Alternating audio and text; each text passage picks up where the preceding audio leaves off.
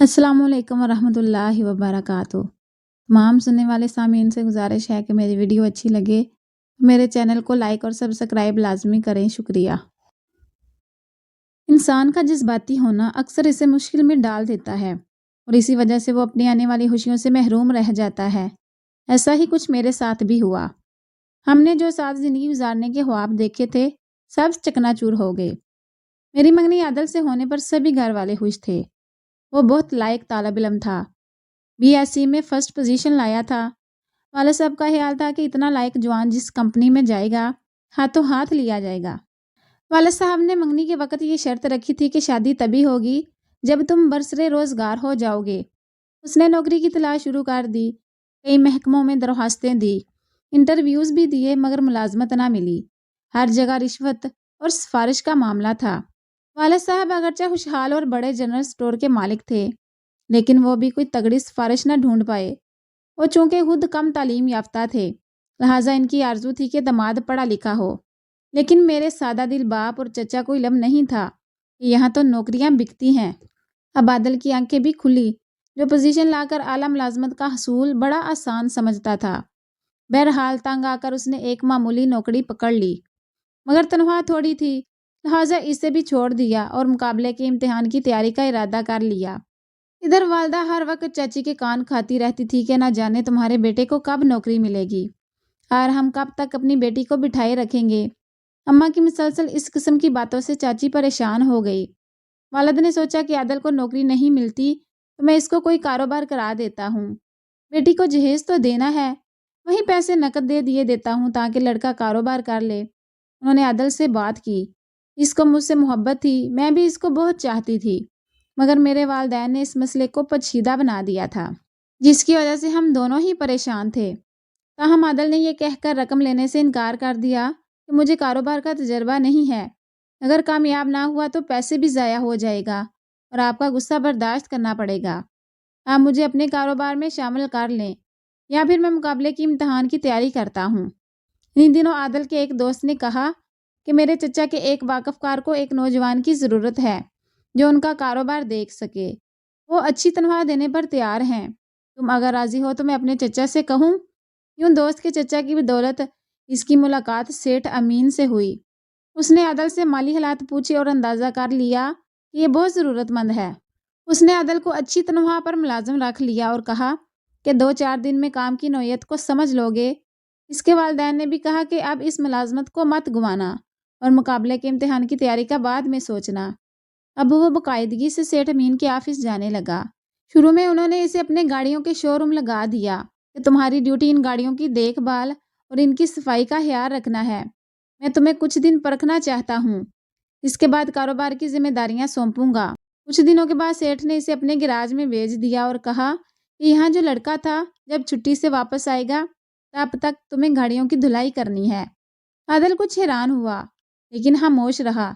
उसने सोचा कि सेठ ने तनख्वाह में कमी नहीं की है तो कोई बात नहीं, चंद दिन गैराज में ही सही, सेठ को खुश रखना ज़रूरी है। उसने अपनी शादी के लिए रकम इकट्ठी करनी थी, फिर आगे बहन की भी शादी करनी थी। उसका रिश्ता भी तय था। इसके साथ 2 और नौजवान भी काम करते थे, लेकिन इनकी ज़ाहरी हालत देखकर वो हैरान रह गया। उनका पहनावा और रहन सहन इनको अमीर ज़ाहिर करता था। वो भी यही काम करते थे, मगर अक्सर गायब भी हो जाते थे। आदल को लगता था कि वे उसको परखने की खातिर यहाँ आते हैं। वो आदल से कोई सवाल ना करते, बस रस्मी सी गुफ्तगू इनके दरमियान होती थी। एक रोज़ आदल काम पर आया तो वहाँ कोई ना था। उसने हैरत से इधर उधर देखा। गैराज तो खुला हुआ था, मगर कोई शख्स मौजूद ना था। गैराज में मालिक का दफ्तर भी था, वहाँ भी कोई मौजूद ना था। वो बाहर आने को था कि खटके की आवाज़ आई और वो ये देखकर हैरत में डूब गया कि फर्श का एक टुकड़ा आहिस्ता आहिस्ता सुरक रहा था। वो फौरन वहाँ रखी मेज़ के पीछे छुप गया, क्योंकि वो खौफज़दा हो गया था। फर्श में रास्ता बन जाने के बाद वही दोनों लड़के बारी बारी बाहर आए और कोई बटन दबाया तो वो टुकड़ा फिर से बराबर हो गया।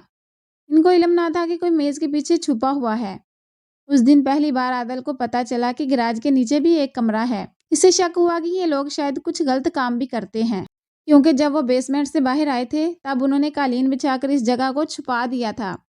जब वो गेट के पास गए तो एक ने दूसरे से कहा, कितनी बार तुमसे कहा है कि दरवाज़ा बंद कर दिया करो, तुम फिर लापरवाही कर जाते हो। کسی دن سیٹھ کو پتہ چل گیا تو تمہاری خیر نہیں۔ پھر دونوں گیراج میں آئے، ایک چائے لینے کے لیے باہر نکل گیا اور دوسرا ایک گاڑی کی ڈکی کھول کر اس پر جھک گیا۔ تنہا عادل جلدی سے دوسری گاڑی کے پیچھے بیٹھ گیا، جیسے اس کے پہیے صاف کر رہا ہو۔ تم کب آئے؟ وہاں موجود نوجوان نے ڈکی سے سر نکال کر پوچھا۔ بس ابھی ابھی، یہ کہہ کر عادل نے اپنے حواس درست کیے اور کام میں لگ گیا۔ اگلے روز وہ دونوں نہیں آئے تھے۔ کام ختم کرنے کے بعد عادل کے دل میں تجسس نے ہلچل مچا دی۔ اس نے سوچا کہ دیکھوں تو قالین کے نیچے کیا ہے۔ قالین ہٹانے پر وہاں ایک بٹن نظر آیا۔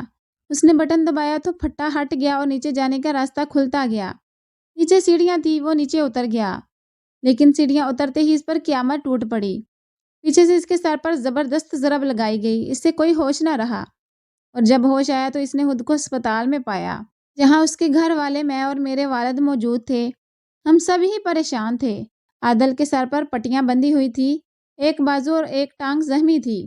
تبھی نرس آ کر بولی کہ ڈاکٹر صاحب آ رہے ہیں، آپ سب باہر چلے جائیں۔ ہمارے جانے کے بعد ڈاکٹر کمرے میں داخل ہوا۔ اس کے پیچھے ہی گراج میں کام کرنے والا نوجوان فراز بھی تھا۔ عادل کو ہوش آ چکا تھا، وہ فراز کو دیکھ کر حیران ہو گیا۔ ڈاکٹر صاحب کے جانے کے بعد فراز اس سے بولا، کچھ دیر بعد پولیس والے بیان لینے آئیں گے اور پوچھیں گے کہ تمہیں کس نے زخمی کیا ہے۔ باس نے مجھے تمہارے پاس بھیجا ہے اور کہا ہے کہ تم بیان میں کہو گے کہ تم تنخواہ لے کر گھر آ رہے تھے کہ راستے میں 2 افراد نے تم پر حملہ کر دیا اور تمہارا بٹوا اور روپے چھین کر فرار ہو گئے۔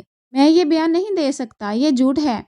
عادل نے کہا، تم اپنا ہی نقصان کرو گے، کیونکہ پولیس نے اگر گراج کی تلاشی لی تو پھر بھی دفتر اور اس کے نیچے کمرے سے کچھ نہیں ملے گا۔ وہاں 2 ہی دفتر ہیں، اوپر باس کا اور نیچے میٹنگ کا۔ پولیس تو ہمیں نہیں پکڑ سکے گی، مگر ہم تمہاری بہن کے بارے میں کچھ نہیں کہہ سکتے کہ پھر اس کا کیا حشر ہوگا، اس لیے خاموشی بہتر ہے۔ تمہارے علاج کا معاوضہ تو کمپنی دے ہی دے گی۔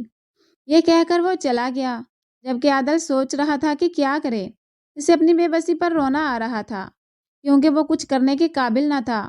اسے معلوم تھا کہ جتنے دن وہ ہسپتال میں رہے گا، یہ درندے اس کے خلاف ضرور کچھ نہ کچھ کریں گے۔ تبھی ضمیر کی آواز دبا کر اس نے فراز کا بتایا ہوا بیان پولیس کو دیا۔ جب وہ ہسپتال سے گھر آیا، میں چچا کے گھر رہنے چلی گئی تاکہ اس کی بہن اور امی کے ساتھ مل کر اس کی تیمارداری کر سکوں۔ میں نے 15 دن تک نہ صرف اس کی خدمت کی، بلکہ ان کے مالی حالات کے پیش نظر چپکے سے چچا کو بھی کچھ رقم دی تاکہ علاج معالجے میں دقت محسوس نہ کریں۔ عادل جب صحت یاب ہو گیا تو فراز نے اس کو پیغام پہنچایا کہ سیٹھ اس کو یاد فرما رہے ہیں۔ وہ ان کے دفتر گیا، انہوں نے خوش دلی سے اسے بیٹھنے کو کہا۔ تب وہ بولا، سیٹھ صاحب، میں نے آپ کی ہدایت کے مطابق پولیس کو غلط بیان دیا، جبکہ مجھ پر ناحق تشدد کیا گیا تھا۔ آپ نے مجھ پر قاتلانہ حملہ کروانے والوں کو بچا لیا، یہ اچھی بات نہیں ہے۔ شکر کرو تم بچ گئے، ورنہ تم نے بھی تو غلط کام کیا تھا، تمہیں ہماری جاسوسی کرنے کی سزا ملی۔ تمہارا بھلا ان باتوں سے کیا واسطہ تھا؟ اپنے کام سے کام رکھنا تھا۔ گودام کے محافظوں کو میرا حکم ہے کہ جو شخص بھی بلا اجازت اندر آنے کی کوشش کرے اسے شوٹ کر دو، اور تم نے بھی چوروں کی طرح وہاں داخل ہونے کی کیا ضرورت تھی؟ مجھے معلوم ہے کہ تم چوری کی نیت سے نیچے نہیں اترے تھے، اس لیے انہوں نے تمہیں شوٹ نہیں کیا۔ اب بھی تم خود کو بے قصور کہتے ہو۔ بہرحال اپنی زبان بند ہی رکھنا، ورنہ تمہارے ساتھ اس سے بھی برا ہو سکتا ہے۔ یہ دھمکی نہیں، ہمارے کاروبار کے اصول ہیں، ان کی پابندی یہاں ہر ملازم کو لازمی کرنا ہوتی ہے۔ ابھی میں نے تم سے معاہدے پر دستخط نہیں کرائے ہیں، کیونکہ میں تم کو پڑھنا چاہتا تھا۔ اگر تم میرے خلاف بیان دیتے تو تب بھی میرا کچھ نہیں بگاڑ سکتے تھے، لیکن اب تم کو مالا مال کر دوں گا۔ سر، مجھے اس طرح مالا مال نہیں ہونا، مجھے عزت پیاری ہے۔ فضول باتیں مت کرو، اپنی اور اپنے گھر والوں کی حالت سدھارو، اپنی زندگی بناؤ۔ یہ تعلیم کسی کام نہیں آئے گی، ہمارے ساتھ کام کرو، تمہاری زندگی بن جائے گی۔ مجھے سوچنے دیجئے، عادل نے غیر جذباتی لہجے میں کہا۔ ٹھیک ہے، سوچ لو، مگر زیادہ وقت مت لینا، ایسا نہ ہو کہ ہمارا ارادہ بدل جائے۔ اب جاؤ، بے شک 2-3 ماہ نوکری تلاش کر لو، نہ ملے تو یہاں آ جانا، میں تم کو رکھ لوں گا۔ عادل کے دماغ پر اس واقعے کا گہرا اثر ہوا۔ کچھ دن اس نے نوکری تلاش کی، مگر دن بدن گھر کے حالات خراب ہو رہے تھے۔ بہن کے سسرال والے رخصتی کا تقاضا کر رہے تھے، ادھر میرے امی ابو پریشان تھے کہ یہ لوگ کب مجھے بیاہنے آئیں گے۔ یہ ساری پریشانیاں مالی بوجھ کی وجہ سے تھی، اور ان مسائل کا حل کرنے والا اکیلا عادل تھا۔ جب وہ ہر طرف سے مایوس ہو چکا تو ایک دن چلتے چلتے اسی گیراج میں داخل ہو گیا، सेठ दफ्तर में मौजूद था। वो आदल को देखकर मुस्कुराया और बोला, मैं तुम्हारा ही इंतजार कर रहा था। आध घंटे बाद आदल जब दफ्तर से निकला तो वो बदल चुका था। वो होनहार नौजवान जो मुआशरे का पढ़ा लिखा फर्द होने पर फख्र करता था, हिम्मत और हौसले से सितारों पर कमंद डालने के ख्वाब देखता था, अब हिम्मत हार चुका था। हालात ने इसकी कमर तोड़ दी थी। वो दोबारा गैराज में काम करने लगा, मगर इसका असल काम रात को शुरू होता था। सेठ के नाजायज़ कमाई के सामान और मुख्तलिफ बंडलों को गैराज की बेसमेंट में और फिर दूसरी जगह माल पहुंचाना होता। इसमें मुंशियात का धंधा भी शामिल था। उन्होंने आदल को ड्राइविंग सिखा दी थी। जब सेठ बैरून मुल्क चला जाता तो फराज और गुलाब हाँ अपने कुछ शुगल करते। बाद में आदल भी इनके साथ शामिल होने लगा। रात के वक्त ये तीनों किसी घर की किस्मत खराब करने निकल जाते और लूटा हुआ माल आपस में बांट लेते। इस वारदात की खबर सेठ को दे दी जाती और चाहता तो कुछ हिस्सा ले लेता। ये वारदात पर मुनहसिर था, क्योंकि पकड़े जाने की सूरत में इनको छुड़ाने की जिम्मेदारी भी इसी की थी। जब माहौल खराब हो, काम खराब हो तो दिल भी बदल जाता है। आदल के साथ भी यही हुआ। वही लड़का जो कभी किसी गैर लड़की की तरफ आंख उठाकर नहीं देखता था, अब अपने साथियों की देखा देखी, अब किसी की इज्जत की तरफ हाथ बढ़ाने में भी झिझक महसूस नहीं करता था। उसने आहिस्ता आहिस्ता मुझसे भी मिलना छोड़ दिया था। मुझे तब पता चला कि इसे दौलत का नशा चढ़ता जा रहा था। इसकी रगों में दौड़ता खून बदलता जा रहा था। उसके पास अपने बुरे माल के कई जवाब थे कि इस मुआशरे में मेरिट की कोई कदर नहीं। सबसे बढ़कर ये ताया ताई ने ऐसी शर्तें रख दी कि इनको पूरा करने के लिए मुझे आग के अलाव में कूदना पड़ गया। अगर वो शादी के लिए इतनी शर्तें नहीं रखते तो आज वो आबाद हो चुका होता। मैंने इसे कई बार समझाया कि दौलत सीधे रास्ते पर चलकर भी मिल जाती है, बस जरा सब्र करना पड़ता है। मेरी बातों से वह बेजार हो गया और हमारे घर आना बंद कर दिया। वो जानता था कि मैं ऐसे शख्स से नफरत करूंगी जो गलत रास्तों का राही हो। वैसे भी अब इसे बेज़मीरी से कमाई दौलत का चस्का पड़ चुका था। एक दिन उसने अपने साथियों के साथ एक घर की दीवार फांदी। घर में सिर्फ 4 अफराद थे जो सो रहे थे। इनमें 2 बूढ़े वालिदैन, एक नौजवान लड़का और एक 16-17 बरस की लड़की थी। उन्होंने चारों को बेदार करके नकदी और जेवरात तलब किए और लड़के और बूढ़े को बांध दिया। घर में जो कीमती असासा था बूढ़ी औरत ने इनको दे दिया। तब जाते जाते फराज ने कहा, आदल ये लड़की बहुत खूबसूरत है, इसके बारे में क्या ख्याल है? इसको हाथ मत लगाना, ये मेरी बहन है। बंधे हुए नौजवान ने गुस्से से कहा, मगर वो बेबस था। अगर हम तुमको आज़ाद कर देंगे तो तुम हमारा क्या बिगाड़ लोगे? मैं तुम्हारी जान ले लूँगा या अपनी दे दूँगा। ये दोनों काम तुम नहीं कर सकते। हाँ, अगर तुम अभी वो जुमला मुकम्मल भी ना कर पाया था कि लड़की ने कहा, मैं तुम्हारे आगे हाथ जोड़ती हूँ, मेरे भाई को कुछ मत कहना। बूढ़ी भी इल्तिजा करने लगी कि 1 हफ्ते बाद मेरी बेटी की शादी है, हमको बर्बाद ना करो। मैंने अपनी बेटी का सब कीमती सामान और जेवर भी दे दिए हैं, मेरे बच्चों को कुछ मत कहना। तब आदल ने नौजवान लड़के की कानपट्टी से पिस्तौल हटा लिया और जेवर भी दे दिए। लड़की से बोला, अगर तुम मेरे गाल पर बोसा दे दो तो मैं तुमको कोई नुकसान नहीं पहुंचाऊंगा। लड़की, जिसके आंसू बह रहे थे, बोली, मैं आपके सर पर बोसा दे देती हूँ, आपको अपना भाई समझकर, मगर मेरे भाई को कुछ मत कहना। उसने कुछ इस लहजे में कहा कि आदल के हाथ में पकड़ा हुआ पिस्तौल लरज गया। इसे लगा जैसे इसकी बहन सामने बैठी इससे इल्तिजा कर रही हो। इस लड़की के भैया कहने का अंदाज बिल्कुल बानो जैसा था। आदल की नज़रों में उतरी हुई गलाजत किसी और रंग में बदल गई। ये इस मासूम लड़की के लहजे की पाकीज़गी का असर था कि वो जानवर से अचानक इंसान बन गया और साथियों से बोला, रुपया, पैसा, नकदी, जेवर सब कुछ लूट लिया हमने, चलो अब निकलो यहाँ से। खुदा जिस लम्हे चाहे किसी भटके हुए इंसान को सीधी राह दिखा देता है।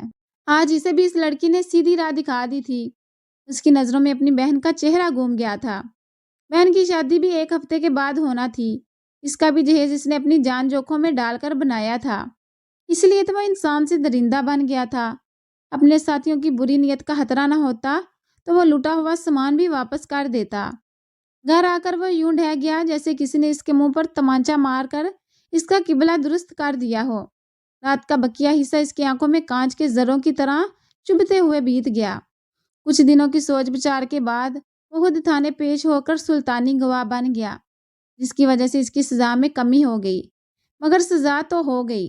उसने मुझे जेल से पैगाम भिजवाया कि मेरा इंतज़ार करना, मैं जल्द जेल से रिहा होकर आऊँगा, फिर हम शादी करेंगे। और वालिद ने मेरी शादी किसी और से कर दी। आदल की ज़िंदगी उन नौजवानों के लिए सबक है جو بے روزگاری یا وقتی پریشانیوں کے دباؤ سے گھبرا کر جرائم کی دنیا میں چلے جاتے ہیں اور پھر ایسی دلدل میں پھنس جاتے ہیں کہ پھر اس سے باہر نہیں آ سکتے۔